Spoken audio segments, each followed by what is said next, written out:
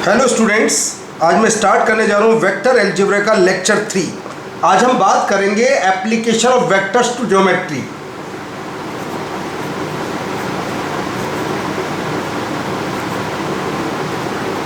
Application of vectors to geometry.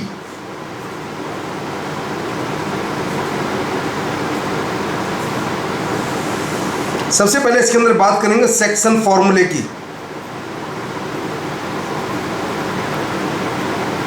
जिसका बहुत ज़्यादा यूज है क्वेश्चंस के अंदर। सपोज कीजिए वेक्टर ए, एक पॉइंट ए एक पॉइंट बी, इसका पोजीशन वेक्टर वेक्टर ए और बी का पोजीशन वेक्टर वेक्टर बी है। ये कोई पॉइंट पी है जिसका पोजीशन वेक्टर आर है।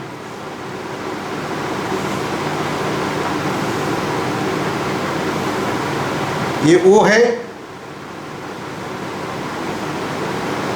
और सपोज कीजिए ये m1 m2 की रेशियो में डिवाइड करता है, तो वेक्टर R का फॉर्मूला होता है m1 vector B plus m2 vector A upon m1 plus m2। अगर m1 is equal to m2 हो जाए तो R P is mid point, P बन जाएगा इसका mid point.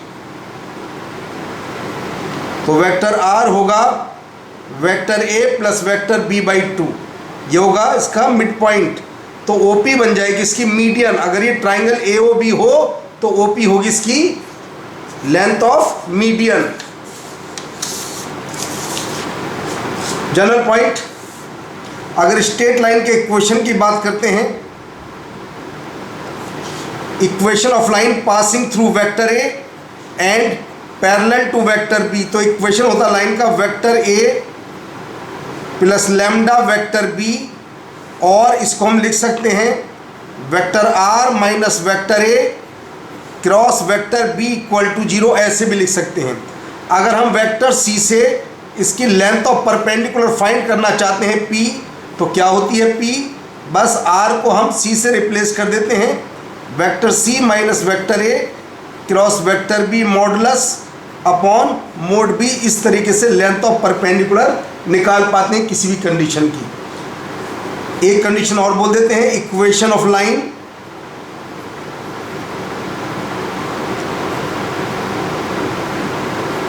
Through vector a and vector b, दो पॉइंट से pass line का इक्वेशन क्या होता है, ये होता है vector r is equal to vector a plus lambda vector b minus vector A.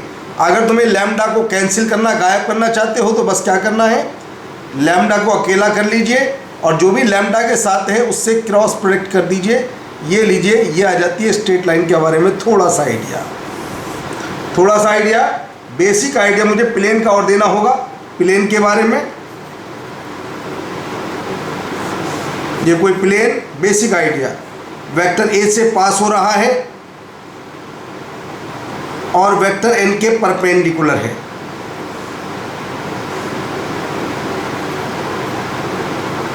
Suppose कीजिए पी पॉइंट है वेक्टर आर, तो प्लेन का इक्वेशन होता है r minus a dot n equal to 0, और लिख देते हैं r dot n is equal to, क्यों, ये प्लेन का इक्वेशन बन जाता है। अगर तुम्हें इसकी भी लेंथ ऑफ परपेंडिकुलर चाहिए वेक्टर सी से, तो क्या होगी पी लेंथ ऑफ परपेंडिकुलर, तो क्या करेंगे, पहले आर को सी से रिप्लेस कर देते हैं अपॉन मोड एन से डिवाइड कर देते हैं। इस तरीके से लेंथ ऑफ परपेंडिकुलर हम फाइंड कर सकते हैं प्लेन की किसी भी कंडीशन के अंदर। तो चलिए क्वेश्चन शुरू करते हैं, जो भी फॉर्म होगी आगे आती रहेगी।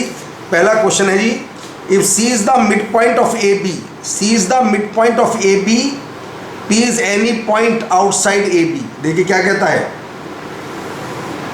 ये ए पॉइंट, ये B, C is the mid point of A B, C इसका मिड पॉइंट है ए बी का, और पी कोई भी पॉइंट, कहीं पर भी पी कोई भी पॉइंट है, पी जो इसने बोला मैंने वो लिखा, पी आउटसाइड में कोई भी पॉइंट है, सी है ए बी का मिड पॉइंट। अभी मिड पॉइंट वाला कॉन्सेप्ट, वेक्टर पी सी होगा, जैसे वहाँ पर O था यहाँ पर P है, PA plus PB by 2, JEE Main 2005 का क्वेश्चन है। तो लीजिए बस result, PA plus PB is equal to 2PC। यह आ गया डी इज करेक्ट आंसर।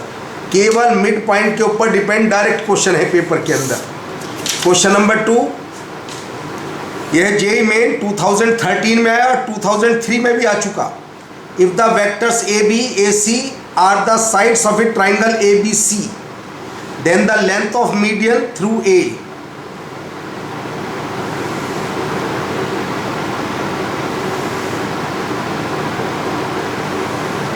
क्या कहना चाह रहा है देखिए जरा। ट्राइंगल है AB, यहाँ B रखिए, यहाँ पर C और यहाँ पर A। हमें वेक्टर AB मालूम, वेक्टर AC मालूम है, दोनों चीज मालूम है, AB मालूम, AC मालूम। Sides then the length of median, suppose करो ये इसका मिड पॉइंट है, P इसका मिड पॉइंट है। तो जी मुझे AP की लेंथ चाहिए। If P is mid point, अगर P इसका मिड पॉइंट है तो मुझे इसकी लेंथ चाहिए। तो AP होगा vector AB plus vector AC by 2। Mid point दोनों को ऐड करके हाफ कर दीजिए, तो 4i minus J plus 4K। तो बस इसकी लेंथ चाहिए। वेक्टर AP क्या होगा mod, length root 16 plus 1 plus 16, तो आंसर आ गया रूट 33। कितना बेसिक क्वेश्चन है, सी इज करेक्ट आंसर। केवल मिड पॉइंट के ऊपर डिपेंड क्वेश्चन है। क्वेश्चन नंबर जे मेन 2019 का क्वेश्चन है। Let root 3i plus j i plus root 3j beta i plus 1 minus beta j respectively be the position vector of the points A, B and C with respect to the origin. तीनों के position vector है A, B, C। If the distance of C from the bisector of the acute angle between OA and OB, OA and OB, suppose कीजिए इसका नाम है OA और एक का नाम रख देता हूं मैं OB।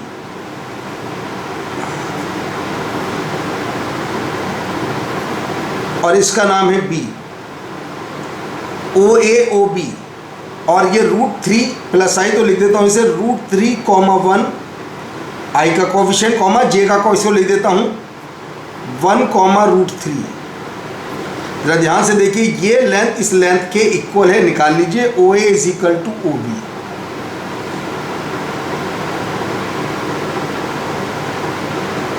अब जो इसका मिड पॉइंट होगा,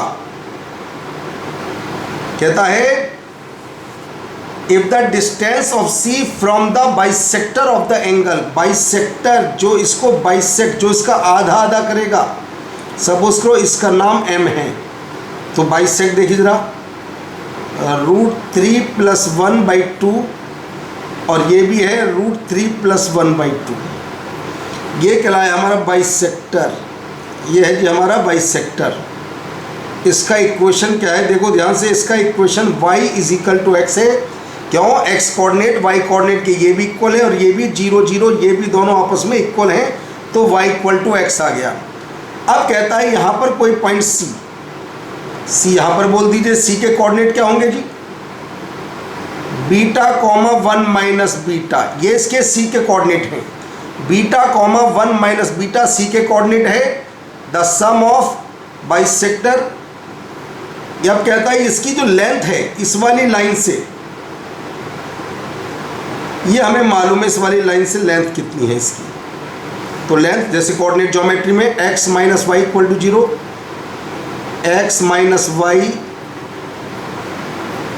upon under root 2 equal to ये है जी 3 बाई रूट 2। रूट 2 से रूट 2 कैंसिल, 2 बीटा माइनस 1 आया प्लस माइनस 3, तो 2 बीटा आ जाता है 1 प्लस माइनस 3, यानी कि 4 कॉमा माइनस 2, और बीटा की वैल्यू आती है 2 कॉमा माइनस 1। कहता है सम ऑफ ऑल पॉसिबल वैल्यूज, तो सभी वैल्यूज का सम कितना होगा, 2 माइनस 1 इज इक्वल टू 1, यानी कि 1 इसका सम है, तो ए is correct answer.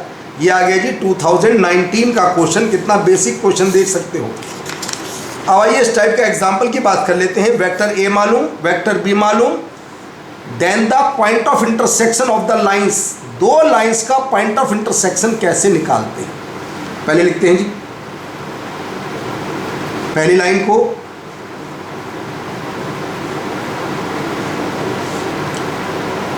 Are minus B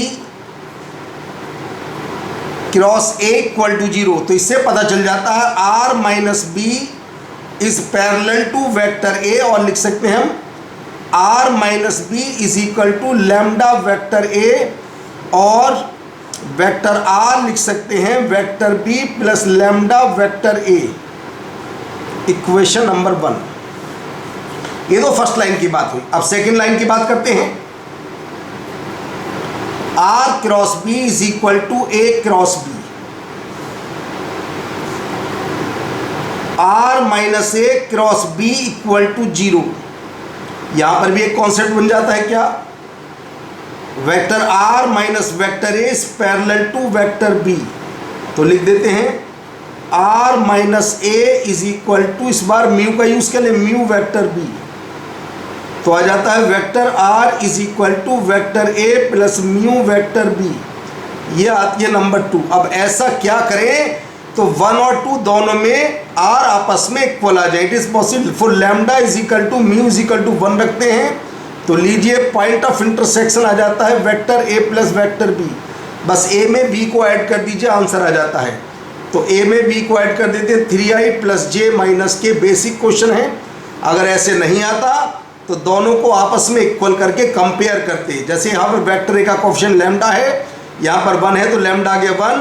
vector B का कोफिशिएंट 1, यहाँ पर कितना है म्यू, तो लैम्डा और म्यू दोनों 1 आ जाते हैं। चाहे इसमें लैम्डा को 1 रखिए, म्यू को 1 रखिए, तो ये इनका point of intersection 3i plus J minus के। ये आ गया आंसर 3i प्लस जे माइनस के। ये आ गया सी इज करेक्ट आंसर। आते एग्जाम्पल नंबर 2 को ध्यान से देखिए। The vector equation of the plane through the point and parallel to the plane. अभी मैंने प्लेन की बात बताई थी। प्लेन होता है इस फॉर्म में, ये उसी फॉर्म में है, r dot n is equal to q की फॉर्म में है। कहता है इस प्लेन के पैरेलल, जब भी कोई चीज़ पैरेलल होती है, जैसे स्ट्रेट लाइन में था, वही कॉन्सेप्ट यहाँ पर होता है। बिल्कुल सेम कॉन्सेप्ट है सभी का कंप्लीट मैथ के अंदर। बस प्लस लैम्डा इक्वल टू 0। ये आ गया इसके पैरेलल प्लेन। क्यों, प्लेन के परपेंडिकुलर नॉर्मल, नॉर्मल का क्या है वेक्टर एन। जब पैरेलल होगा तो वेक्टर एन तो दोनों का सेम ही रहेगा, बस केवल कांस्टेंट का इफेक्ट होगा। और ये पास थ्रू किससे पास होता है, पास हो रहा है ये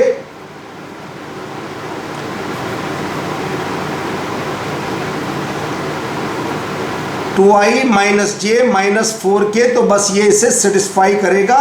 रखिए जी, सेटिस्फाई करता है।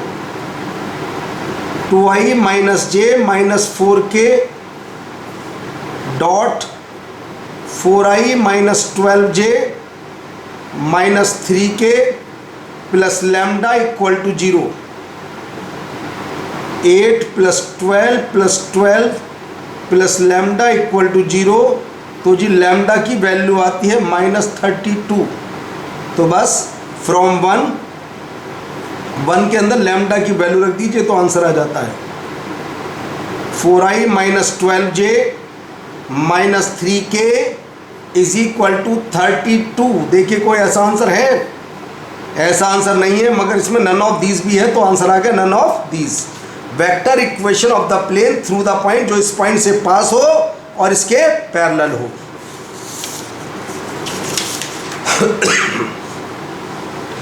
The vector equation of the plane through the point and passing through the line of intersection. देखिए जब दो प्लेन आपस में टकराते हैं तो उनसे बनती है लाइन ऑफ इंटरसेक्शन। दो लाइन से बनता है पॉइंट ऑफ इंटरसेक्शन। तो ये होगा फैमिली ऑफ प्लेन। जैसे बुक्स के पेज होते हैं, बुक्स के अंदर वो सब फैमिली ऑफ प्लेन है बहुत सारे। तो क्या होता है, फर्स्ट प्लेन जैसे कोऑर्डिनेट ज्योमेट्री में होता था बिल्कुल ऐसी, plus lambda into second plane equal to 0। Simplify करते हैं, वेक्टर आर कॉमन लेते हैं, dot i plus 3 plus lambda into j plus -1 plus 2 lambda, यह आ जाता है 0। और कहता है पास थ्रू द पॉइंट 2 1 -1 से पास होता है, तो हम लिख देते हैं वेक्टर आर को हम पुट करेंगे 2i प्लस जे माइनस के, इससे रिप्लेस कर देते हैं 2, 1, -1 यानी कि 2i प्लस जे माइनस के। अब ये वैल्यूज़ हम इसके अंदर पुट कर देते हैं। जब वैल्यू पुट करते हैं तो 2 plus 3 plus lambda plus 1 minus 2 lambda equal to 0। तो जी लैम्डा की वैल्यू आती है 6। बस लैम्डा की वैल्यू 6 इसमें पुट कर देते हैं तो आंसर के दर्शन होंगे। Vector r dot i plus 9j plus 11k equal to 0। देखिए कौन सा आंसर है साहब, r dot i plus 9j plus 11k equal to 0, A is correct answer. तो ये था एग्जाम्पल नंबर 3, प्लेन के ऊपर depend. Example number 4, distance between the planes given by. Distance चाहे स्ट्रेट लाइन हो या प्लेन तभी फाइंड कर सकते हैं जब दोनों आपस में पैरेलल हों। देखिए आर के साथ दोनों सेम है, बिल्कुल एक जैसी फॉर्म है, तो दोनों आपस में पैरेलल होंगे। तो डिस्टेंस कैसे निकालते हैं, दोनों कांस्टेंट का डिफरेंस अपॉन, जैसे स्ट्रेट लाइन कोऑर्डिनेट ज्योमेट्री में c1 minus c2 upon root, वही कंडीशन यहाँ पर होती है। तो आगे जी 13/3, ऐसा कोई आंसर नहीं, D is correct answer. Distance between parallel planes, तो बस कांस्टेंट टर्म को माइनस कीजिए, मगर इन दोनों की फॉर्म एक जैसी होनी चाहिए। अगर मान लो किसी के अंदर 2 का मल्टीप्लाई तो दूसरे में भी 2 का मल्टीप्लाई कर लेना, उसके बाद डायरेक्ट फॉर्मूला यूज करना। आते हैं example number 5, a unit vector in xy plane. एक कोई भी यूनिट वेक्टर है xy प्लेन के अंदर। सपोज कीजिए हम मान लेते हैं वेक्टर ए है xy प्लेन, xy का मतलब उसके अंदर i और j आने चाहिए, xy के स्थान पर तुम कुछ भी रख सकते हो, और हमें गिवन है उसका मोड 1 के इक्वल है। तो आ जाता है जी x² plus y² is equal to 1, makes 45 with the i plus j। a dot i plus j upon mod a mod i plus j is equal to cos 45 यानी कि 1/√2। It is implies that a का इसके साथ dot, तो x plus y upon mod a 1 और ये √2 is equal to 1/√2। तो relation आ जाता है x plus y is equal to 1। x plus y is equal to 1 एक रिलेशन आता है। फिर कहता है and at angle 60 degree with the vector, और कहता है इससे 60 डिग्री का एंगल है। तो a dot 3i minus 4j mod a into mod 3i minus 4j is equal to cos 60 कितना होता है 1/2। तो जरा सोल्व करते हैं इसे भी। 3x minus 4y is equal to 5/2, यही आ जाता है जी। अब जरा दोनों को सिंप्लीफाई करने के टाइम आता है, दोनों को सिंप्लीफाई करते हैं। तो एक काम करते हैं 4 का मल्टीप्लाई करके ऐड कर देते हैं। तो x आता है 13/14 एंड y आता है 1/14। दोनों को सोल्व करके x और y की वैल्यू आ जाती है। तो कहता है अब बताइए हमारे पास इक्वेशन है x² प्लस y², ये इसको सेटिस्फाई नहीं करता। अगर ये पुट करता हूं तो x² plus y² is equal to आता है 169 यानी कि 170/196 इज नॉट इक्वल टू 1, तो आंसर आता है डी। ऐसा कोई भी वेक्टर नहीं है जिसकी कंडीशन, क्योंकि x square plus y square 1 के इक्वल होना चाहिए और ये 1 के इक्वल नहीं है, क्योंकि 169 प्लस 1 170 और ये होता है जी 196। अब आते हैं अगले क्वेश्चन की बात करेंगे। A rigid body is spinning about a fix point. एक रिजिड बॉडी एक फिक्स पॉइंट के अबाउट रोटेट कर रही है इस तरीके से। A rigid body spinning about the point, about fix point, whose position vector हमें मालूम है vector O A 3i minus 2j minus k with angular velocity, omega होती है, फिजिक्स में पढ़ा होगा, रेडियन पर सेकेंड, ये है इसकी angular velocity. The axis of rotation being in the direction of, axis of rotation हमें मालूम है being in the direction of, ये डायरेक्शन मुझे मालूम है, i प्लस 2j माइनस 2 के, तो वेक्टर ओमेगा कितना होगा 4 इंटू कौन सी डायरेक्शन में, i प्लस 2j माइनस 2 के, इसका मोड यूनिट वेक्टर से डिवाइड कर देते हैं, एक मिनट में 3। ये पहले हमें फिजिक्स की यूनिट थी, फिजिक्स की यूनिट हटाकर हमने मैथ का यूनिट वेक्टर लगा दिया, तो यहाँ से ये वेक्टर ओमेगा बन जाता है 4/3 i प्लस 2j माइनस 2 के। फिर क्या कहना चाहता है, then the velocity of the particle at the point, यहाँ कोई पॉइंट है, इस पर वेलोसिटी पूछी जा रही है और पॉइंट का नाम सपोज करो P है, तो हमें मालूम है वेक्टर OP गिवन है, position vector 4i plus j plus k, ये हमें मालूम है। तो वेक्टर R या कहते हैं वेक्टर AP, वेक्टर AP होगा OP माइनस OA। तो देखिए OP माइनस OA कितना आता है, ये मेरे पास है I, OP माइनस O ये आ गया 3j और प्लस 2k, ये आ जाता है वेक्टर R। अब आता है एंगुलर वेलोसिटी वाले फॉर्मूले V, जैसे वहाँ पर R ओमेगा याद करते थे, यहाँ पर होता vector omega cross vector R। तो बस वैल्यू रख देते हैं जी, I j k, vector omega के अंदर 4/3 इसको बाहर लिख देते हैं, 1 2 माइनस 2 और 1 3 2, तो आता है 4/3 10i minus 4j plus k, ये हमारा करेक्ट आंसर आता है। तो ये आंसर है जी C is correct answer. Angular velocity का यूज़ कैसे होता है मैंने बताया, बस जैसे आर ओमेगा होता है नॉर्मल मैग्नीट्यूड में, यहाँ पर होता है ओमेगा क्रॉस आर। ये चलते हैं क्वेश्चन नंबर 4 पर। ये जेई एडवांस का न्यूमेरिकल टाइप का क्वेश्चन है, इंटीजर टाइप का क्वेश्चन। 2 वेक्टर्स इन स्पेस, यहाँ ध्यान से देख लीजिए, इस टाइप का क्वेश्चन जेई मेन में भी आया था और मोड बी भी 1 है। और ध्यान से देखिए यहाँ पर a डॉट बी 0 के इक्वल है। देख लीजिए एक क्वेश्चन जेई मेन में बिल्कुल ऐसे आया था। अब हमें पहले इस वैल्यू को सोल्व करना होगा, मैंने वहाँ पर भी सोल्व की थी, तुम्हें ध्यान होगा लेक्चर 2 के अंदर थी।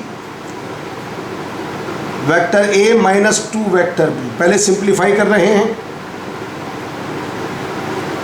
a cross b cross a minus 2 a cross b cross b,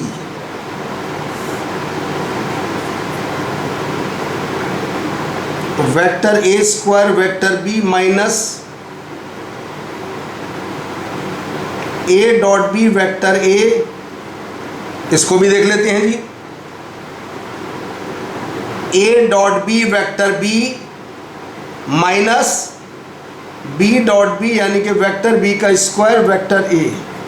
a dot b 0 था, मोड a 1 है, मोड b भी 1 है, तो आता है b प्लस 2a, सोल्व होकर के b प्लस 2a आ जाता है। हमें किसकी वैल्यू निकालनी है, 2a प्लस बी डॉट, ये भी 2a प्लस बी बन जाता है जी। तो आ जाता है 2a प्लस बी का whole square, 4 vector A square plus vector B square, 4 vector A dot B, 1 का स्क्वायर प्लस 1 स्क्वायर प्लस 0। तो लीजिए ये था इंटीजर टाइप के क्वेश्चन का आंसर आ गया 5। ये था जेईई एडवांस 2010 का इंटीजर टाइप का क्वेश्चन, और कितना बेसिक एडवांस का भी देख भी सकते हो। सभी क्वेश्चन को देखिए आराम से सोल्व हो जाएंगे। तो अब हमारा ये चैप्टर बंद हो जाता है वेक्टर अलजेब्रा। अब इसके बाद नेक्स्ट चैप्टर में शुरू करूँगा 3D। 3D को मैं कार्टेशियन फॉर्म में लूँगा, यानी कि यहाँ तो वेक्टर की फॉर्म में जो बातें आती हैं वहाँ पर कार्टेशियन फॉर्म में, और वेक्टर का जो भी यूज़ होगा वहाँ पर मैं यूज़ करूँगा। तो अगला चैप्टर मेरा स्टार्ट होगा ज्योमेट्री 3D।